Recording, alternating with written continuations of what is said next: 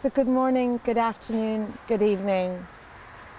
We're broadcasting live on our third invitation of forest bathing, Shinrin Yoku, which I hadn't mentioned earlier, was the Japanese calling for forest bathing. Direct translation from Shinrin Yoku is forest bathing. Our third invitation here in the Munster Technological University North Campus, Kerry. What a beautiful autumn's day to be out. We mentioned the benefits that spending time in the outdoors and in nature, being aware of our five senses, leads us into our next invitation, that in many green spaces you can find a sense room. Create your own sense room. And what might this look like? Just thinking of the times of when you couldn't have gatherings in the past and now you can. Where was it for you that you had great memories?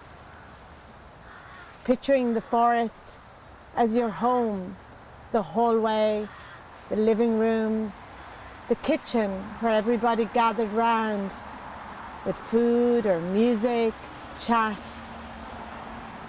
In this moment, I want you to take some colours or whatever you might have as playgroups, some of the Lego that you've gathered in the description for today's practice, and wander off to find your sit spot. You may be sitting in your chosen spot. And now, with deep breathing, relaxing, disconnecting, we're just going to find that sense room in nature and let it form visually in our head. What does it look like? Who's gathering round? Is there music? Is the finest food being prepared? Is there banter from loved ones you miss, for loved ones longing to come home? Just sit and be in that moment and treasure those memories as we unlock the time that has passed and we sit in our present moment, connecting with nature all around us, breathing in the phenicides, rich chemicals released from the trees, touching the earth of the floor of the forest, hearing the birds, the ruffles of the wind, the leaves, tasting the fruits of the forest, and just breathing. We take breathing for granted. We breathe all day and all night. In this invitation, I invite you to place your hands on your tummy and just be aware of our breathing. Sometimes we go for an afternoon dip and we reach for coffee or sugar or a cup of soup even to give us a kick.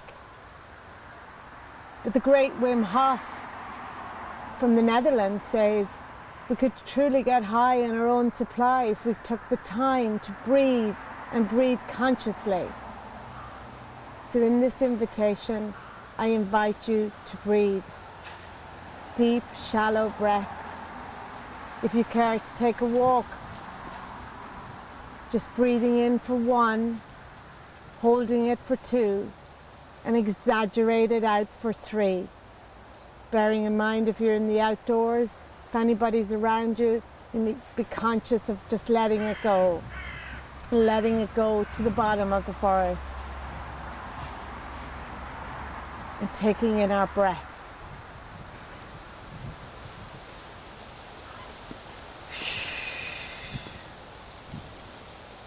That's bringing us energy, collaborating our mindset, flowing positive blood and oxygen to our lungs, our happy hormones, our imbalances of the day, the shock to the system when unworldly news arrives and we just want to dissolve it. and prepare ourselves to handle it. Sometimes by just breathing gets us through it. We're in that happy moment or in that sit spot. We've placed our hands gently on our tummy and we're just breathing and being aware of it. I'm just going to read you a short verse that helps us focus on our breath. And in those times of panic or discomfort, we might remind ourselves to simply breathe.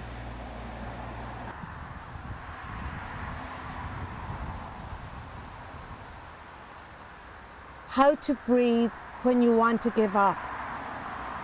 Today, I am breaking through fatigue, fear, and feeling overwhelmed. I breathe because when I breathe, I am reminded that I am alive. I am reminded that to be able to fill my body with air means that I have the ability to keep going. I am reminded that my time on earth may be short, but it can be powerful if I dedicate it to love and fairness. When I breathe, I am reminded of Mary Oliver when she once wrote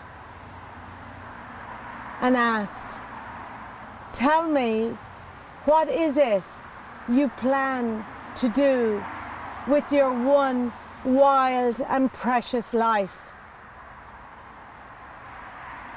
So I breathe and let my breath turn into a smile that says back to her, "As much as I can." Thank you for joining me, and I look forward to following up with you soon.